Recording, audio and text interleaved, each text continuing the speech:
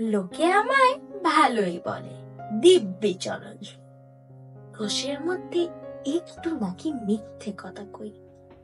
ঘাটশিলাতে যাবার পথে ট্রেন ছুটছে যখন, মায়ের কাছে বাবার কাছে করছি বকম বকম।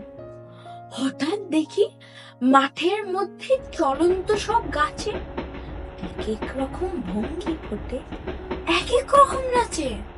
ওমা, দেখো নৃত্যনাট্য!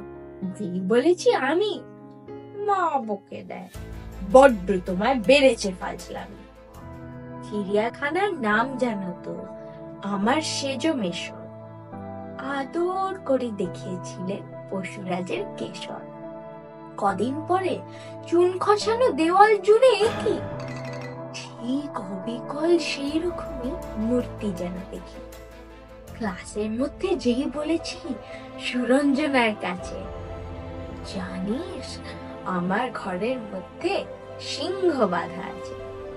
শুনতে পেয়ে দিদিমণি অমনি বলেন, শোনো, এসব কথা আবার যেন না শুনি কখনো। বলি না তাই সেসব কথা, সামনে থাকি খুব। কিন্তু সেদিন হয়েছে কি, এমনি বেয়াকুব, আকাশ পারে আবার উচোখ গিয়েছে আটকে।